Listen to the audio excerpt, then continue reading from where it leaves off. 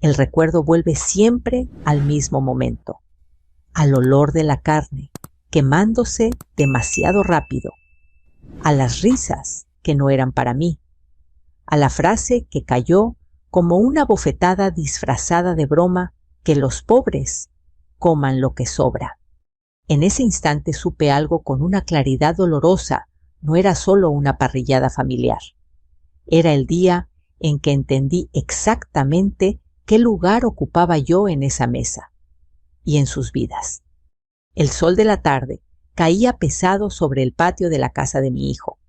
Un calor típico de verano en México, de esos que hacen que la ropa se te pegue a la piel y que hasta las sombras parezcan cansadas. La parrillada anual, así la llamaban. Una tradición, decían. Para mí siempre había sido una prueba de resistencia. Las brasas crepitaban bajo la parrilla, mientras el humo subía lento, mezclándose con el olor de la carne, la cebolla asada y el chorizo. Mi nuera caminaba de un lado a otro con soltura, como si aquel patio fuera un escenario que le pertenecía, dando órdenes suaves, sonriendo lo justo. Aquí las servilletas, allá las salsas. No gritaba, no hacía falta. Todos sabían que ella mandaba. Yo estaba sentada en una silla de plástico a un lado, con las manos apoyadas sobre mi bolso, observando, siempre observando. Aprendí hace años que en esa casa era mejor mirar que hablar. Mi hijo estaba junto a la parrilla, cerveza en mano, riéndose con sus cuñados. Lo veía de perfil, más canoso que antes, con la frente arrugada por preocupaciones que nunca compartía conmigo. Era mi hijo, sí, pero ya no era mi hijo como antes. Ahora pertenecía a otra familia, a otra lógica. «Mamá, siéntate, ahorita servimos», me dijo sin mirarme del todo. Asentí, siempre asentía. Los nietos corrían por el patio gritando, persiguiéndose. Me alegraba verlos, aunque sabía que para ellos yo era poco más que un mueble antiguo. Estaba ahí, pero no sabían para qué servía. Cuando anunciaron que la comida estaba lista, todos se acercaron a la mesa larga. Platos de plástico, cubiertos desechables, risas altas. Me levanté despacio, tomé un plato y avancé con calma. No quería estorbar, nunca quería estorbar. Fue entonces cuando mi nuera dijo la frase. No fue un grito, no fue un insulto directo. Fue dicha con esa ligereza que hace más daño, como quien lanza una piedrita y luego se limpia las manos. Que los pobres coman lo que sobra, dijo mirando los platos casi llenos, que algunos dejaban a un lado, mientras se servían más carne. Hubo un segundo de silencio, apenas un segundo. Después las risas, no carcajadas, no, risas pequeñas, cómplices, incómodas tal vez, pero risas al fin. Sentí como el calor del día se me subía al pecho. No porque me hubiera llamado pobre directamente, no hacía falta. Yo sabía, y ellos sabían, a quién iba dirigida esa frase. Miré a mi hijo, esperé, un gesto, una palabra, algo. Nada. Le dio la vuelta a un trozo de carne en la parrilla como si no hubiera escuchado nada, como si no hubiera pasado nada. Ese fue el momento exacto en que algo se rompió dentro de mí. No dije nada, no pregunté, no reclamé. Miré mi plato vacío, luego la mesa llena, luego las caras que evitaban la mía. Sentí una calma extraña, pesada, como cuando una tormenta termina y solo queda el olor a tierra mojada. Dejé el plato sobre la mesa. «Ya vengo», murmuré, aunque nadie me escuchaba. Caminé hacia la puerta lateral del patio. Escuché una risa más fuerte detrás de mí. Tal vez no fue por mí. Tal vez sí. Ya no importaba. Salí a la calle y respiré hondo. El aire estaba caliente, pero era mío. Caminé despacio hasta mi coche. Me senté unos segundos sin arrancar. Miré mis manos, temblaban apenas. No lloré. conduje hasta mi casa un departamento pequeño, que siempre había sido suficiente para mí. Me quité los zapatos, me senté en la orilla de la cama y dejé el bolso a un lado. El silencio era profundo. Honesto. Pensé en los años, en todo lo que había dado sin pedir recibos, en las veces que defendí a mi hijo, incluso cuando no me defendía a mí misma, en los cheques firmados, en las llamadas al banco, en los no te preocupes mamá, luego vemos. Esa noche, mientras calentaba un poco de sopa que había hecho el día anterior, mi celular vibró. Un mensaje de mi hijo. Mamá, la empresa necesita tu inversión. Es urgente. Mañana hablamos. Leí el mensaje 2 veces, luego una tercera. Me senté a la mesa con la sopa frente a mí intacta. Afuera un perro ladraba. Algún vecino discutía. La vida seguía. Pensé en la parrillada, en la frase, en las risas. Tomé el teléfono con ambas manos. Escribí despacio, sin rabia, sin prisa. Nunca más. Envié el mensaje. Apagué el celular. Y por primera vez en muchos años, dormí profundamente sin el peso de tener que sostener a nadie más que a mí misma. A la mañana siguiente, desperté antes de que sonara el despertador. No fue por el ruido de la calle, ni por un sueño extraño. Fue esa sensación vieja, conocida como si el cuerpo supiera que algo importante había pasado y todavía no se atreviera a nombrarlo. Me quedé un momento mirando el techo, escuchando mi propia respiración. El cuarto olía a jabón de lavandería y a café viejo. En la cocina, la cafetera seguía ahí, esperando. Me levanté despacio, como si temiera que un movimiento brusco rompiera el pequeño equilibrio que había conseguido la noche anterior. Lo primero que hice fue prender el teléfono. No por ansiedad, por costumbre, por esa costumbre de madre de estar disponible aunque nadie esté disponible para una.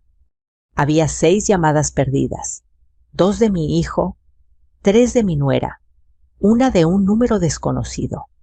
No devolví ninguna. Dejé el celular boca abajo sobre la mesa, como quien aparta una carta que no quiere abrir todavía.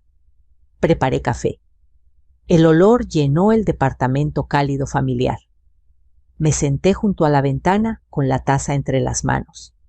Afuera, un vendedor de pan anunciaba su carrito con una campanita. La vida como siempre siguió. Y yo empecé a recordar. No recuerdos bonitos, no. Esos llegan después cuando uno está en paz. Lo que llegó esa mañana fue la lista silenciosa de todo lo que había hecho por mi hijo sin que nadie lo anotara en ningún lado.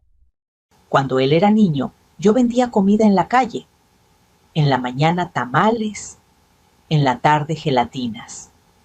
Me levantaba de madrugada con los ojos hinchados y los pies fríos, y aún así le planchaba su uniforme con cuidado como si el mundo pudiera cambiar solo por verlo limpio. Luego crecieron las necesidades. Libros, zapatos, transporte, y cuando su padre se fue, me quedé sola con el miedo y con la obligación. Nadie te enseña a criar a un hijo con las manos temblando, pero se aprende, a punta de cansancio. Mi hijo fue bueno para los números desde joven. Siempre rápido, siempre astuto. Va a llegar lejos, decían. Y yo, que ya había aprendido a callarme para no atraer mala suerte, solo sonreía. Cuando entró a la universidad, yo firmé papeles que ni entendía. Pedí préstamos con intereses que me daban vergüenza. Trabajé limpiando casas, cuidando niños ajenos, aguantando humillaciones pequeñas, esas que te tragan la dignidad poquito a poquito, porque en mi cabeza solo existía una idea: que él no repitiera mi vida. Por eso cuando conoció a mi nuera, yo hice lo mismo, sonreír y callar, aunque desde el principio hubo señales. La primera vez que fui a su casa nueva, la de ellos, mi nuera me miró el vestido como si fuera un error. Me ofreció agua sin hielo, como si hasta eso fuera un favor. Y cuando mi hijo me abrazó, ella se quedó quieta, con una sonrisa fina, esa sonrisa que no llega a los ojos. En ese tiempo yo todavía me decía, es joven, se va a acostumbrar. Como si el respeto fuera un hábito que se aprende por repetición, como si la falta de respeto fuera un malentendido. Pero no era un malentendido, era un estilo. Con los años, la manera en que hablaba fue cambiando. Ya no era solo fría, era directa, pero siempre con un tono educado que confundía a los demás. Si yo me quejaba, quedaba como exagerada. Si yo respondía, quedaba como conflictiva. Y mi hijo siempre encontraba la manera de no estar en medio. Se iba por agua, se metía al baño, revisaba el celular, cambiaba el tema. Ese silencio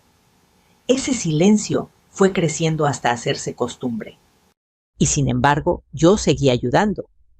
Porque así somos muchas madres. Porque a cierta edad una no ayuda porque le sobren cosas, sino porque todavía cree que su amor puede sostener lo que otros no saben cuidar.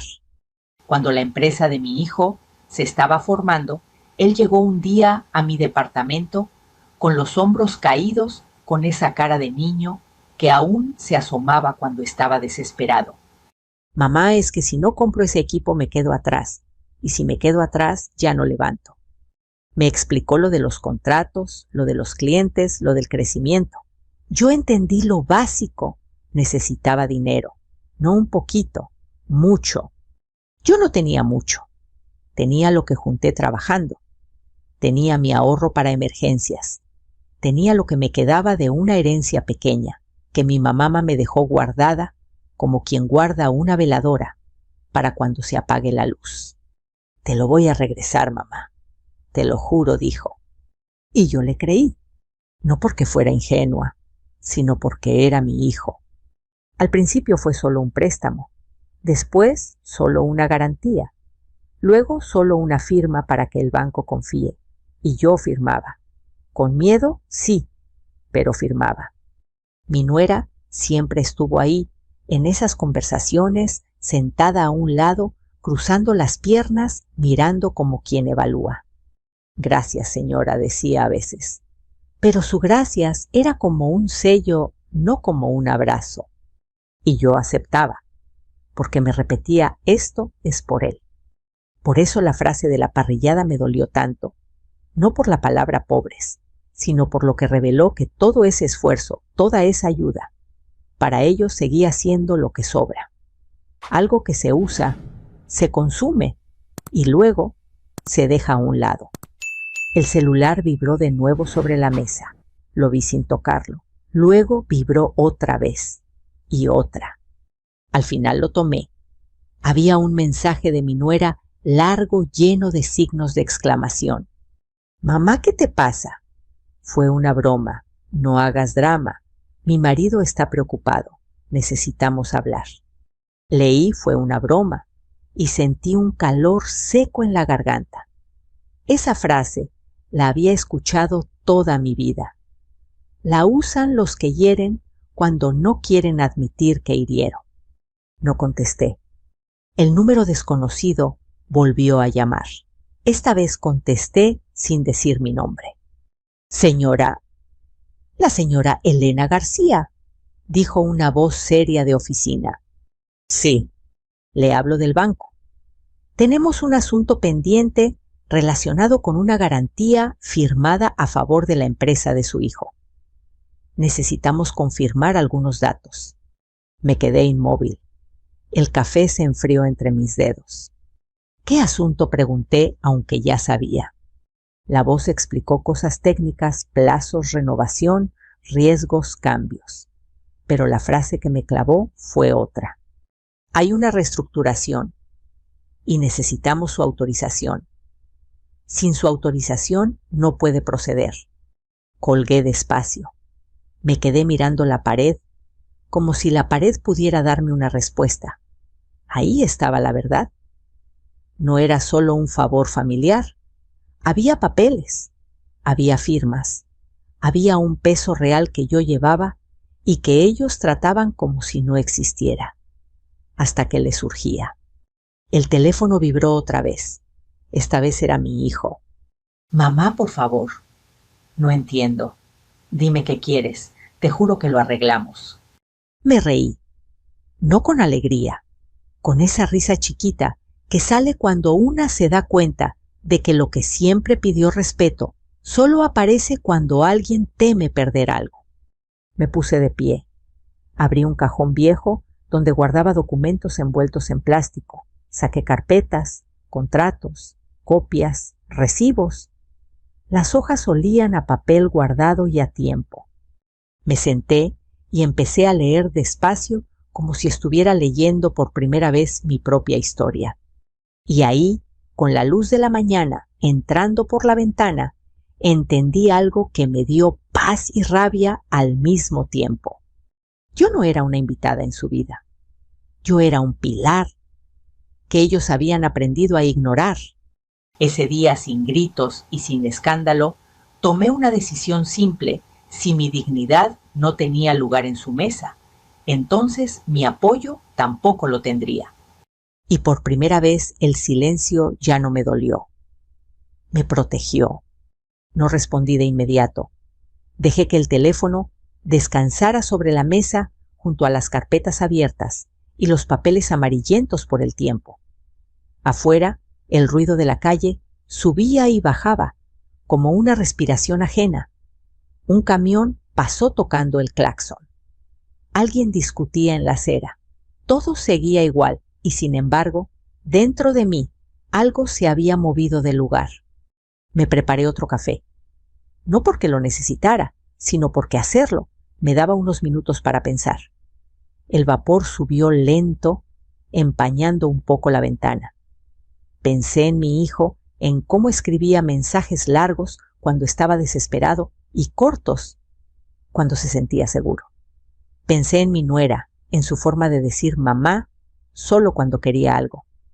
Pensé en la parrillada, en la frase, en las risas. El teléfono vibró otra vez.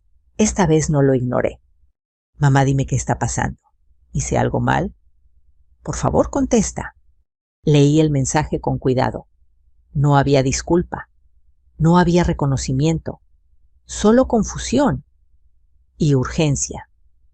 Me di cuenta de algo que me dolió más de lo que esperaba. No entendía por qué estaba herida, solo entendía que su estabilidad estaba en riesgo. Apoyé la espalda en la silla y cerré los ojos un momento. Recordé tantas conversaciones parecidas años atrás cuando yo era la que pedía atención. Mamá, luego hablamos. Mamá, no exageres. Mamá, entiéndenos. Siempre había un luego que nunca llegaba. Abrí los ojos y tomé el teléfono. No para discutir, no para explicar, para ser clara. No pasó nada hoy. Pasó todo durante años. Escribí despacio como quien mide cada palabra para no desperdiciarla. Anoche entendí algo. No puedo seguir ayudando donde no se me respeta. Envié el mensaje. Lo dejé ahí. No agregué nada más. No tardó en responder. ¿Pero de qué hablas? Fue una broma. Ya te lo dijeron. No puedes reaccionar así por una tontería. Sonreí cansada. Esa palabra otra vez. Tontería. Así llamaban a todo lo que no querían enfrentar. Apagué el teléfono. Me levanté y fui al closet. Saqué una bolsa grande y empecé a guardar documentos con calma, contratos de préstamo, estados de cuenta, cartas del banco. No era una mudanza, era una preparación. Como cuando una se organiza antes de un viaje largo, sabiendo que no volverá pronto. Mientras acomodaba los papeles, me vino a la mente una escena de años atrás. Mi hijo joven, sentado en esa misma mesa donde ahora yo revisaba documentos. Tenía los ojos brillosos, llenos de sueños. Mamá, esto es solo el principio. Cuando me vaya bien, tú no te vas a preocupar por nada. Yo había reído orgullosa. Nunca le dije que no esperaba nada a cambio. Solo respeto, solo un lugar digno. El sonido del timbre me sacó del recuerdo. Me sobresalté. No esperaba visitas.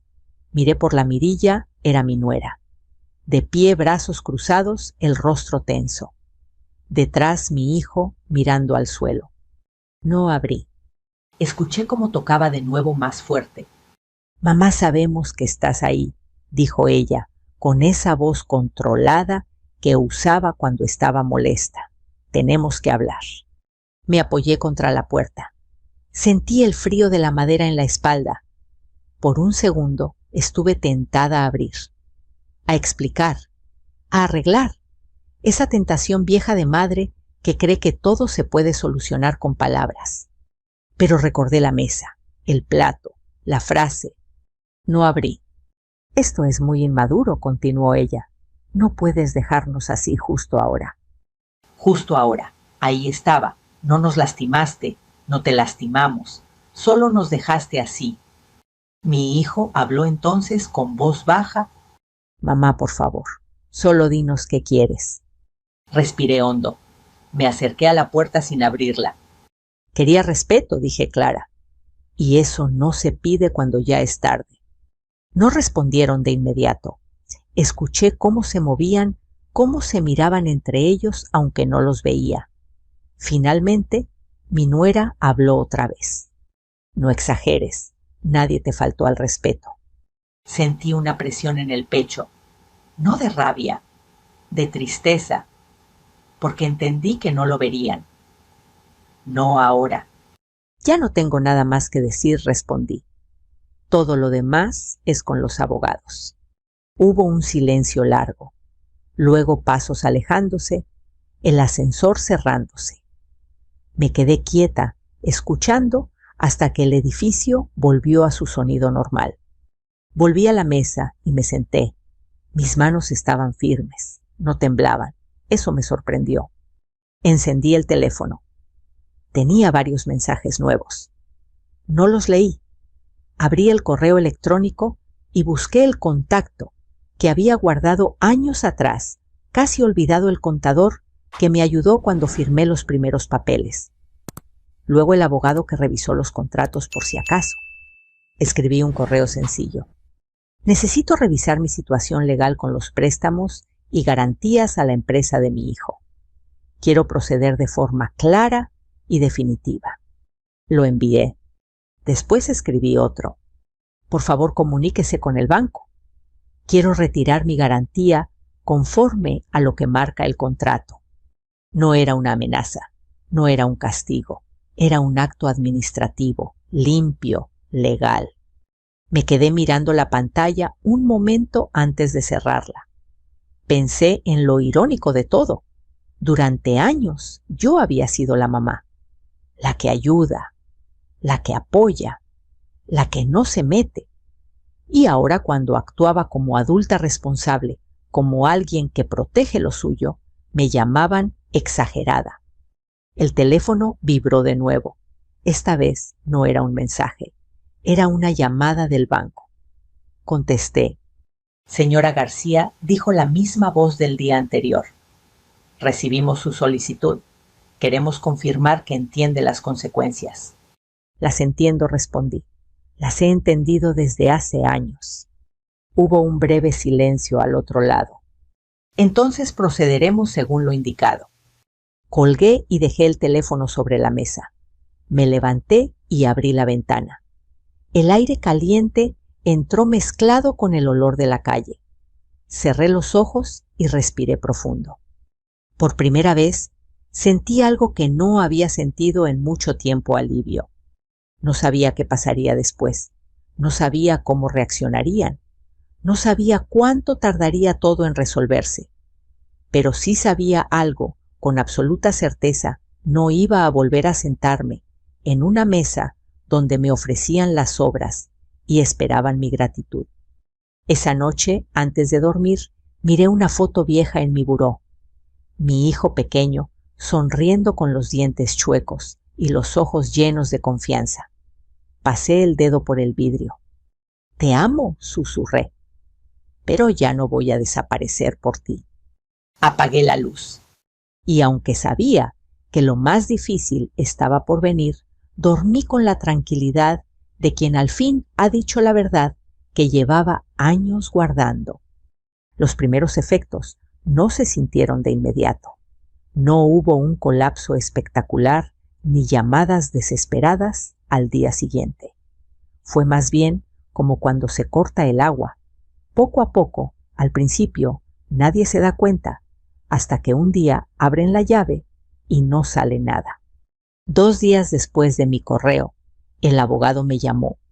«Señora García, ya revisé los contratos», dijo con voz calmada. «Usted está completamente dentro de su derecho. La garantía puede retirarse. El préstamo fue condicionado a su respaldo. Sin él, el banco tiene que revaluar todo». No sentí alegría, tampoco culpa. Sentí claridad, algo que no había sentido en años. «Proceda», respondí. Colgué y me quedé sentada mirando la mesa. Recordé cuántas veces había firmado papeles sin leerlos con atención, confiando. Esta vez no había confianza ciega, había decisión. Esa misma tarde el banco llamó a mi hijo. No lo supe por el banco, lo supe por los mensajes. «Mamá, ¿qué hiciste? El banco está pidiendo documentos nuevos. Dicen que sin tu respaldo no pueden renovar». Leí los mensajes sin prisa, no contesté. 1 hora después llamó mi nuera. No contesté tampoco. Luego volvió a llamar, y otra vez. Al final dejó un mensaje de voz. «Esto ya se salió de control», decía con un tono que mezclaba enojo y miedo. «No tienes derecho a hacer esto sin avisar. Estás poniendo en riesgo todo lo que hemos construido». Todo lo que hemos construido. Pensé en esa frase, en cómo nunca decía todo lo que hicimos, porque en su versión de la historia yo no estaba incluida. Al día siguiente, el contador me llamó para explicarme los números con detalle. Me habló de flujos de deudas de plazos. Me dijo algo que ya intuía. Sin su garantía, el banco no puede seguir como antes. Van a congelar líneas de crédito. Eso afecta la operación diaria. Colgué y me quedé mirando por la ventana. Abajo, una mujer barría la banqueta con paciencia. Un niño pasaba en bicicleta. El mundo no se detenía porque la empresa de mi hijo estuviera en problemas. Eso también fue una lección. Esa noche tocaron a mi puerta. No miré por la mirilla. Sabía quién era. Reconocí la forma de tocar primero suave, luego más fuerte. Abrí. Mi hijo estaba ahí, con los hombros caídos. Detrás mi nuera, con los brazos cruzados y el rostro tenso. «Mamá», dijo él, «tenemos que hablar». Los dejé pasar, no por debilidad, por cierre. Se sentaron en el sillón. Yo me quedé de pie. «El banco nos está presionando», empezó mi hijo. «No entendemos por qué hiciste esto así de repente». «No fue de repente», respondí. «Fue después de muchos años». Mi nuera intervino rápido. «No puedes usar el dinero para castigarnos. Eso no se hace en una familia». La miré con calma, sin odio, sin miedo. «Yo no estoy castigando a nadie», dije. «Estoy dejando de sostener algo que no me reconoce». «Pero somos familia», alzó la voz. «Eso se habla». «Lo hablé muchas veces», respondí. Solo que nunca escucharon. Mi hijo bajó la mirada. «Mamá, si pierdo la empresa». No terminé de escucharlo. Levanté la mano despacio. «Tu empresa no se pierde por mí», dije. «Se pone en riesgo porque dependía de algo que nunca respetaron». Hubo un silencio pesado. Mi nuera respiraba rápido. Mi hijo se frotaba las manos. «¿Qué quieres?», preguntó él al fin. «Dinos qué quieres y lo hacemos». Esa pregunta la había esperado años. «Quería respeto antes», respondí. Ahora quiero tranquilidad. Mi nuera se levantó de golpe. Esto es injusto, dijo. Por una frase, por una broma. No fue una frase, la interrumpí. Fue una forma de verme. Y eso no cambia con disculpas tardías. Se quedaron callados. No sabían qué decir porque no había negociación posible. El dinero por primera vez no servía para tapar lo que faltaba. Se fueron sin despedirse. A la mañana siguiente, el banco convocó a mi hijo a una reunión urgente. Luego vino otra. Después, otra más. Los plazos se acortaron. Las condiciones cambiaron. Los proveedores empezaron a preguntar. Los empleados a murmurar. No porque yo llamara a nadie. No porque yo hablara mal. Sino porque cuando el dinero deja de fluir, la verdad empieza a notarse. Una semana después, mi abogado me llamó. La empresa está buscando otras opciones, me dijo. Inversionistas externos. Pero eso significa perder control. Sonreí apenas, no por venganza, por ironía. Durante años habían tenido control sobre mí sin pedir permiso. Ahora temían perder el suyo. Esa noche cené sola. Pan, queso, un poco de fruta. Nada especial, pero comí tranquila, sin risas falsas, sin frases venenosas. Pensé en algo que mi madre solía decir: el dinero no habla, pero cuando se va grita. Y ahora por fin estaban escuchando. Los días siguientes fueron una procesión silenciosa de mensajes y llamadas que no contesté. No por crueldad, sino porque ya había dicho todo lo que tenía que decir. El resto era ruido. Aprendí con los años que cuando una mujer mayor guarda silencio después de hablar claro, no es debilidad, es límite. Aún así vinieron. Primero fue mi hijo. Llegó un martes por la tarde, cuando el sol empezaba a bajar, y el edificio se llenaba de sombras largas. Lo vi desde la ventana caminar despacio, como si cada paso le pesara. Traía la misma camisa de la parrillada, ahora arrugada. Me dolió verlo así, pero no abrí de inmediato. Me senté en la mesa y esperé a que tocara. Tocó, una vez, luego otra. Abrí. Mamá dijo apenas: ¿puedo pasar? Asentí y me hice a un lado. No lo abracé, no me aparté, solo dejé espacio. Se sentó en el sillón y se quedó mirando el piso. Pasaron unos segundos largos antes de que hablara. No sabía que todo estaba tan amarrado a ti, dijo. Pensé que ya estaba resuelto. Pensaste que ya no importaba, respondí con suavidad. Levantó la vista. Sus ojos estaban rojos. No quise decir eso. Lo sé, dije. Por eso duele más. Respiró hondo, como si fuera a llorar, pero se contuvo. Siempre se contenía.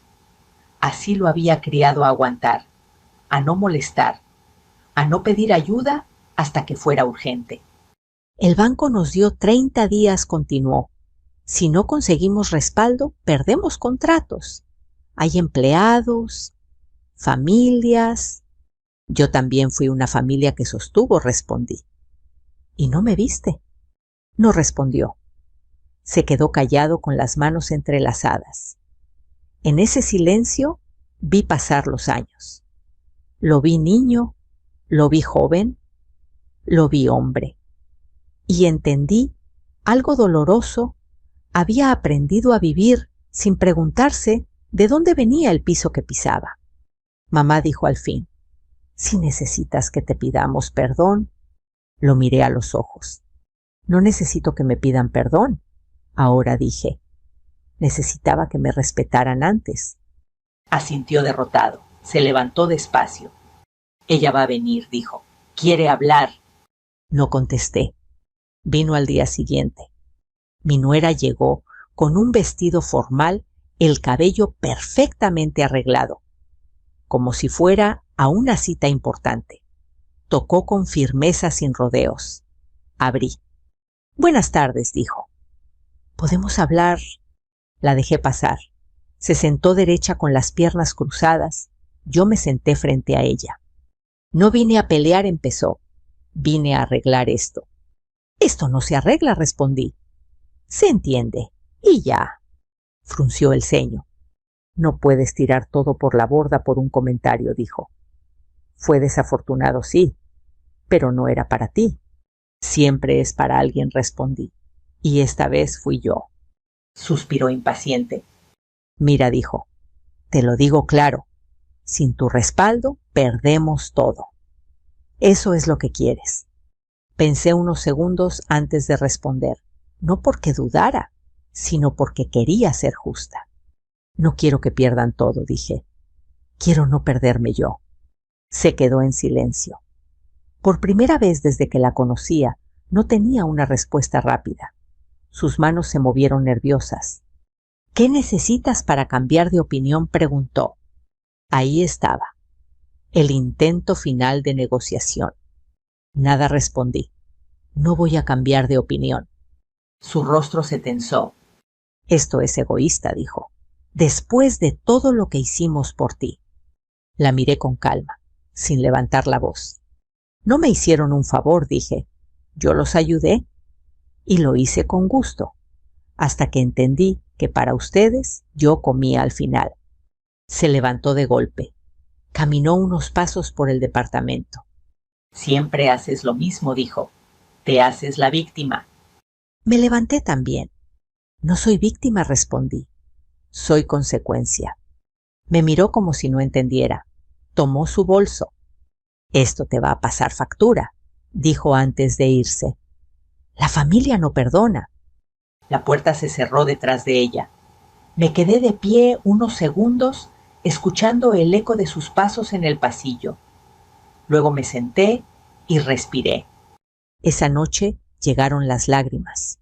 No de ellos, mías, silenciosas, lentas. No eran de arrepentimiento, eran de duelo, porque soltar también duele incluso cuando es necesario. 2 días después, mi teléfono sonó. Era mi hermana. Me hablaron, dijo. Están desesperados. Lo sé.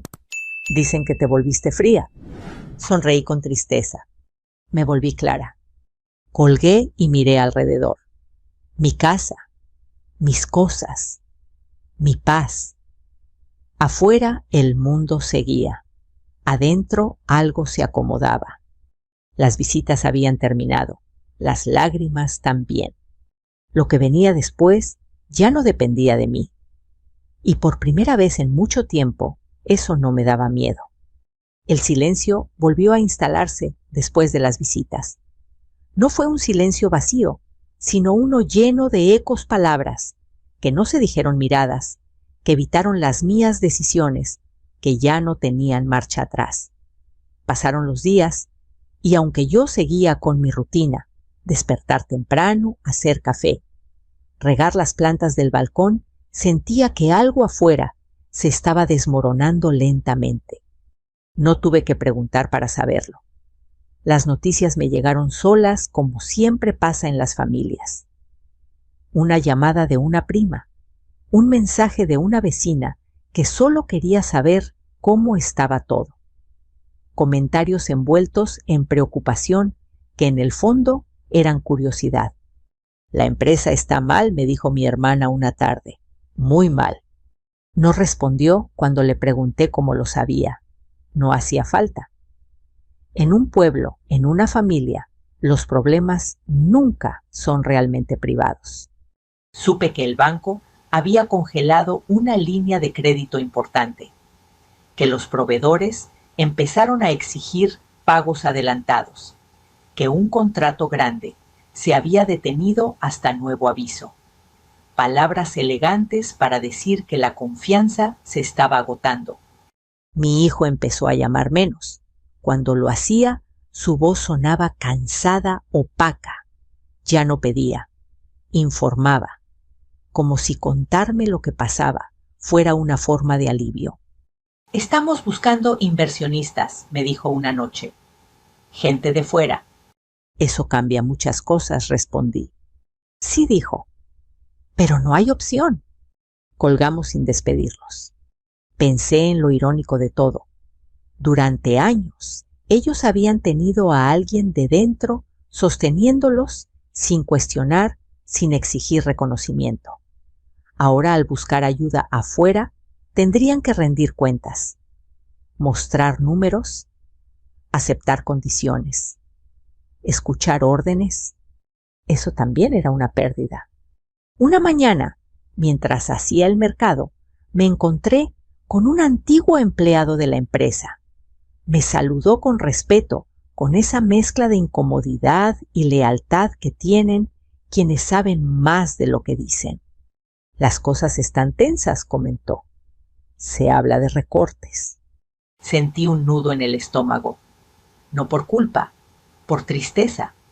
Siempre supe que mis decisiones tendrían consecuencias más allá de mi familia, pero también sabía que no podía seguir cargando con un sistema que se sostenía sobre mi silencio. Lo siento, dije. No es su culpa, respondió. Todos sabíamos quién ponía el respaldo real. Esa frase me acompañó todo el día. ¿Quién ponía el respaldo real? No solo económico, emocional, moral, invisible. Con el paso de las semanas, mi nuera dejó de llamar. Su nombre desapareció de mi pantalla. Supe por otros que estaba irritable, que discutía con mi hijo, que culpaba a todos, menos a ella misma. Perdió esa seguridad con la que caminaba por la casa, esa manera de hablar, como si todo estuviera bajo control. Mi hijo, en cambio, envejeció de golpe. Así me lo describieron. Ojeras, espalda encorvada, silencios largos. La presión hace eso, te quita la arrogancia y te devuelve a lo esencial. Un día me llamó temprano. Mamá dijo, ¿te acuerdas cuando me ayudaste la primera vez? Sí. Yo tampoco pensé que llegaría tan lejos, continuó. Creí que siempre habría una red. Guardé silencio. No porque no tuviera nada que decir, sino porque ya lo había dicho todo. La red eres tú, agregó. O eras. Esa frase me dolió y me confirmó al mismo tiempo que había hecho lo correcto. Nadie debería vivir siendo la red de seguridad de otros a costa de su propia dignidad. Ahora tenemos que aprender a caminar solos, respondí. No hubo reproche en mi voz, tampoco orgullo, solo verdad. Colgamos y me quedé sentada un rato largo mirando mis manos. Pensé en lo que se pierde cuando se pierde el respeto. No solo dinero, se pierde confianza, se pierde cercanía, se pierde la posibilidad de compartir sin miedo. También pensé en lo que se gana. Desde que dejé de ir a esa casa, mis domingos eran distintos, más tranquilos, a veces solitarios, sí, pero honestos. Cocinaba para mí, leía, caminaba sin prisa. Ya no medía mis palabras ni mis gestos. Esa paz tenía un precio y lo había pagado. Una tarde encontré una carta en el buzón. No era de mi hijo, era del abogado. Me informaba que la empresa había aceptado condiciones con un grupo externo. Nuevos socios, nuevas reglas. El control familiar se diluía. Leí la carta 2 veces, luego la guardé en un cajón. No sentí triunfo, sentí cierre. Porque lo que realmente se había perdido no era una empresa. Era una ilusión, la de que el amor familiar puede sobrevivir cuando se alimenta del desprecio. Esa noche me senté en el balcón con una taza de té. El cielo estaba claro, las luces de la calle encendidas. Pensé en todo lo que había sostenido sin darme cuenta de cuánto me costaba. Y comprendí algo importante: perder también es una forma de ordenar la vida. A veces hay que dejar que las cosas caigan para ver qué queda en pie. Yo seguía en pie, y eso para mí ya era suficiente. El tiempo hizo lo que siempre hace, acomodó las cosas sin pedir permiso. No las arregló, no las volvió bonitas, pero las puso en su lugar. Pasaron meses. El calendario avanzó sin preguntar si yo estaba lista. Y poco a poco la vida se fue volviendo más silenciosa y más mía. Mis mañanas ya no empezaban con sobresaltos ni con el teléfono vibrando. Empezaban con luz, con el sol entrando por la ventana y el sonido de una cafetera vieja que ya sabía exactamente cuánto tardaba en hervir. Me sentaba a la mesa con una libreta y anotaba cosas simples: comprar pan, llamar a una amiga, regar las plantas. Nadie dependía de mí para sobrevivir, y yo, por primera vez, tampoco dependía de la aprobación de nadie. Un domingo, mientras caminaba por el mercado, me encontré con una vecina que hacía tiempo no veía. «¿Te ves diferente?», me dijo. «Más tranquila». Sonreí. No supe qué responderle, porque tenía razón, pero explicarlo habría tomado demasiado tiempo. ¿Cómo se explica la paz que llega cuando una deja de justificarse? Mi hijo llamó semanas después. No era una llamada urgente, no había prisa en su voz. «Mamá, solo quería saber cómo estás». Esa frase tan sencilla me conmovió más que cualquier disculpa elaborada. Le respondí con la verdad. «Estoy bien». «Me alegra», dijo. «¿De verdad?». Hablamos poco, del clima, de cosas pequeñas. No mencionó la empresa, yo tampoco. Al despedirnos, hubo un silencio breve. «Quería decirte algo», agregó. «He estado pensando mucho». Esperé. «No entendí a tiempo lo que significaba respetarte», dijo. «No supe verte». Cerré los ojos un instante, no por dolor, por reconocimiento. «Gracias por decirlo», respondí. «Eso importa». No hablamos de perdón. No hacía falta. A veces entender es más importante que reconciliar. Mi nuera no volvió a aparecer. Su nombre dejó de circular en las conversaciones familiares.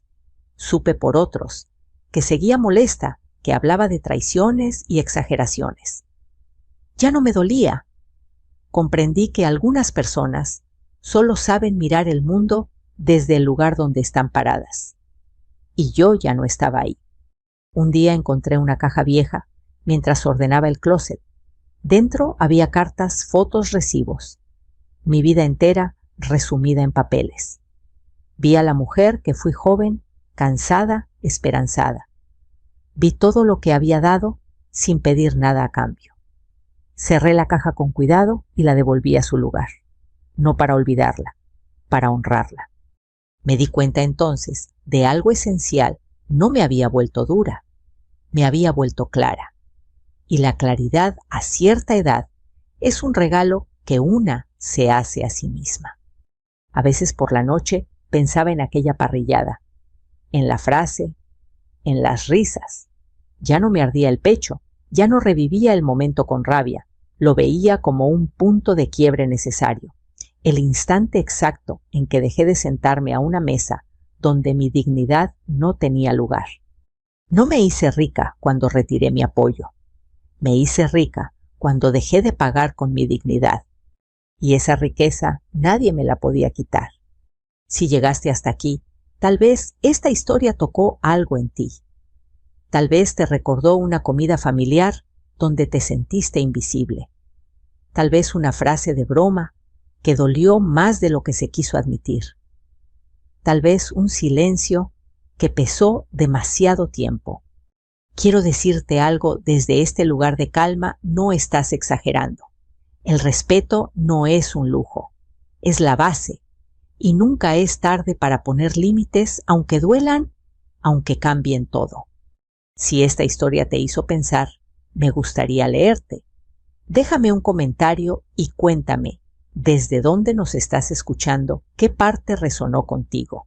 Aquí compartimos historias todos los días. Historias de vida real, de dignidad, de decisiones difíciles que transforman destinos. Si no quieres perderte ninguna, te invito a suscribirte. Acompáñanos en este espacio donde las voces que fueron calladas por años, por fin se escuchan. Sigamos este camino juntos, con respeto, con verdad, con humanidad.